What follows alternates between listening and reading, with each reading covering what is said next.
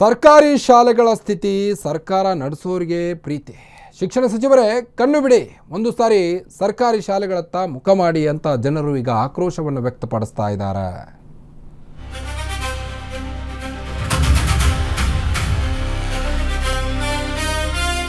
ಸರ್ಕಾರಿ ಶಾಲೆಗಳ ಸ್ಥಿತಿ ಸರ್ಕಾರ ನಡೆಸೋರಿಗೇ ಪ್ರೀತಿ ಆಗಬೇಕು, ಆ ರೀತಿ ಇದೆ ಸರ್ಕಾರಿ ಶಾಲೆಗಳು.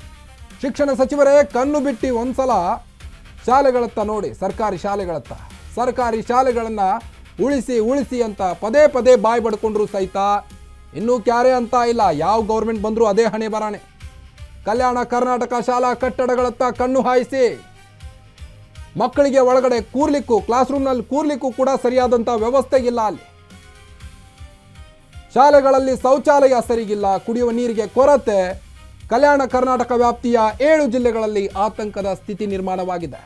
ಯಾಕೆ ಕಲ್ಯಾಣ ಕರ್ನಾಟಕ ಅಂದರೂ ಅಷ್ಟೊಂದು ಅಸಡ್ಡೆ? ಅಲ್ಲಿಯ ಶಾಸಕರು ಏನು ಮಾಡ್ತಾ ಇದ್ದಾರೆ ಅನ್ನೋ ಪ್ರಶ್ನೆಗಳಿಗೆ ಕಾಡ್ತಾ ಇದೆ. ಪ್ರಿಯಾಂಕ್ ಖರ್ಗೆ ಸಾಹೇಬ್ರೆ, ನೀವಾದರೂ ನೋಡಿ ಸ್ವಾಮಿ, ಬರೀ R S S ಅನ್ನೋದಲ್ಲ. Kalyana Karnataka ಭಾಗದ ಒಬ್ಬ ಜನ ಆಗಿ ನೀವು ದಯವಿಟ್ಟು ಅಲ್ಲಿ ಶಾಲೆಗಳ ಹತ್ರ ಸ್ವಲ್ಪ ಗಮನ ಹರಿಸಿ. ಶಾಲೆಗಳಲ್ಲಿ ಶೌಚಾಲಯ ಸರಿಗಿಲ್ಲ, ಕುಡಿಯುವ ನೀರು ಸರಿಗಿಲ್ಲ. ಕಲ್ಯಾಣ ಕರ್ನಾಟಕ ವ್ಯಾಪ್ತಿಯ 7 ಜಿಲ್ಲೆಗಳಲ್ಲಿ ಈಗ ಆತಂಕದ ಸ್ಥಿತಿ ನಿರ್ಮಾಣವಾಗಿದೆ. ಕೇವಲ ಬೆಂಗಳೂರು ಅಭಿವೃದ್ಧಿ ಮಾತ್ರ ನೋಡಬೇಡಿ, ದಯವಿಟ್ಟು ಉತ್ತರ ಕರ್ನಾಟಕ, ಕಲ್ಯಾಣ ಕರ್ನಾಟಕ ಭಾಗದತ್ತ ಸಹಿತ ನೀವು ಸ್ವಲ್ಪ ಗಮನ ವಹಿಸಬೇಕು ಅನ್ನೋದು ನಮ್ಮ ವಿನಂತಿಯಾಗಿದೆ. ಸರ್ಕಾರಿ ಶಾಲೆಗಳ ಸ್ಥಿತಿ ಈಗ ಅಲ್ಲಿ ಅಧೋಗತಿ. ಮಳೆ ಬಂದರೆ ಸಾಕು, ಚಾವಣಿಯಿಂದ ನೀರು ಸೋರುತ್ತೆ, ಕೂರೋಕ್ಕಾಗಲ್ಲ. ಸರಿಯಾದಂಥ ಕುಡಿಯೋ ನೀರಿನ ವ್ಯವಸ್ಥೆ ಇಲ್ಲ. ಇನ್ನು ಟೀಚರ್ಸ್ಗಳಂತೂ ಹೇಳೋದೇ ಬೇಡ, ಯಾವಾಗ ಬರ್ತಾರೋ ಯಾವಾಗ ಪಾಠ ಹೇಳ್ತಾರೋ ಅನ್ನೋದೇ ಗೊತ್ತಿಲ್ಲ.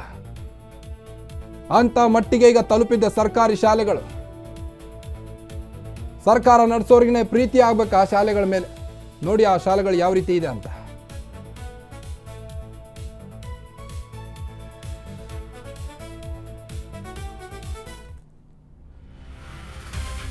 ಎಂಟು 8,706 ಸರ್ಕಾರಿ ಶಾಲಾ ಕೊಠಡಿಗಳು ಸಂಪೂರ್ಣ ಶಿಥಿಲಗೊಂಡಿವೆ.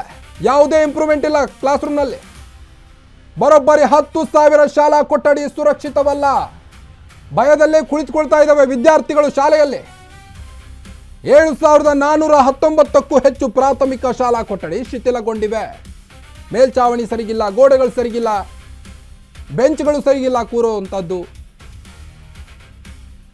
ಉಳಿದ 1,287 ಪ್ರೌಢಶಾಲಾ ಕೊಠಡಿಗಳು ಅಸುರಕ್ಷಿತವಾಗಿವೆ. ಕುಡಿಯುವ ನೀರು ಸೇರಿ ಮೂಲ ಸೌಕರ್ಯಗಳ ಕೊರತೆ ಇದೆ. 1,287 ಪ್ರೌಢಶಾಲಾ ಕೊಠಡಿಗಳು ಈಗಾಗಲೇ ಬಿರುಕು ಬಿಟ್ಟಿವೆ. ಯಾವಾಗ ಕುಸಿಯುತ್ತೋ ಗೊತ್ತಿಲ್ಲ. ಅಂತಹ ಸ್ಥಿತಿಯಲ್ಲಿ ಈಗ ಮಕ್ಕಳು ಅಲ್ಲಿ ಕೂತು ಪಾಠ ಕೇಳ್ತಿರ್ತಾವೆ. ಅಂತಹ ಸಂದರ್ಭದಲ್ಲಿ ಏನಾದರೂ ಅನಾಹುತ ಆದರೆ ದೊಡ್ಡದಾಗಿ ಪರಿಹಾರ ಘೋಷಣೆ ಮಾಡ್ತೀರಿ. ಅದಕ್ಕಿಂತ ಮುಂಚೆನೆ ಇಂಪ್ರೂವ್ಮೆಂಟ್ ಮಾಡಿ ಅಲ್ಲ ಶಾಲೆಗಳನ್ನು.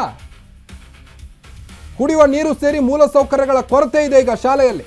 ಕುಡಿಯೋಕ್ಕೂ ಕೂಡ ಸರಿಯಾದಂಥ ನೀರಿಲ್ಲ. ಕಳಪೆ ಕಾಮಗಾರಿಯಿಂದಲೇ ಈ ಸರ್ಕಾರಿ ಶಾಲೆಗಳು ಶಿಥಿಲಗೊಳ್ತಾ ಇವೆ.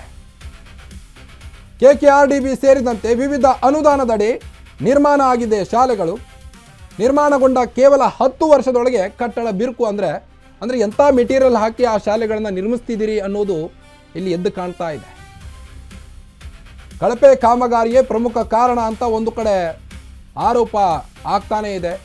ಈ ಹಿಂದಿನಿಂದಲೂ ಕೂಡ ಆರೋಪ ನಡೀತಾನೇ ಇತ್ತು. ಆದರೆ ಏನು ಮಾಡೋದು, ಯಾವ ಗೌರ್ಮೆಂಟ್ ಬಂದರೂ ಸಹಿತ ಏನು ಇಂಪ್ರೂವ್ಮೆಂಟ್ ಇಲ್ಲ.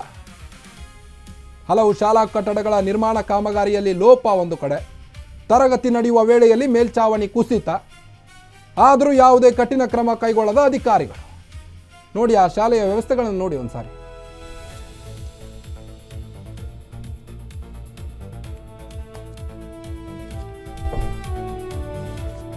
ಸರ್ಕಾರಿ ಶಾಲೆಗಳ ಸ್ಥಿತಿ ಇದು. ಕಲ್ಯಾಣ ಕರ್ನಾಟಕ ಭಾಗದ ಸರ್ಕಾರಿ ಶಾಲೆಗಳ ಸ್ಥಿತಿ ಇದು. ಶಿಕ್ಷಣ ಸಚಿವರೇ ಒಂದು ಸಾರಿ ಕಣ್ಣು ಬಿಟ್ಟು ದಯವಿಟ್ಟು ನೋಡಿ, ಸರ್ಕಾರಿ ಶಾಲೆಗಳನ್ನು ಉಳಿಸಿ. ಕಲ್ಯಾಣ ಕರ್ನಾಟಕ ಶಾಲಾ ಕಟ್ಟಡಗಳತ್ತ ಕಣ್ಣನ್ನು ಹಾಯಿಸಿ ಅನ್ನೋದು ಈಗ ಅಲ್ಲಿಯ ಜನರ ಆಕ್ರೋಶಕ್ಕೆ ಕಾರಣ ಆಗ್ತಾ ಇದೆ. ಶಾಲೆಗಳಲ್ಲಿ ಶೌಚಾಲಯ, ಕುಡಿಯುವ ನೀರಿಗೆ ಕೊರತೆ. ಕಲ್ಯಾಣ ಕರ್ನಾಟಕ ವ್ಯಾಪ್ತಿಯ 7 ಜಿಲ್ಲೆಗಳಲ್ಲಿ ಆತಂಕದ ಸ್ಥಿತಿ ನಿರ್ಮಾಣವಾಗಿದೆ ಈಗ. ಪ್ರಿಯಾಂಕ್ ಖರ್ಗೆ ಸಾಹೇಬ್ರೆ, ದಯವಿಟ್ಟು ನೀವಾದರೂ ನೋಡಿ ಸ್ವಾಮಿ ನಿಮ್ಮೂರಿನ ಶಾಲೆಗಳ ಪರಿಸ್ಥಿತಿಯನ್ನು ಅಂತ ಅಲ್ಲಿಯ ಜನರು ಈಗ ಆಕ್ರೋಶವನ್ನು ವ್ಯಕ್ತಪಡಿಸ್ತಾ ಇದ್ದಾರೆ.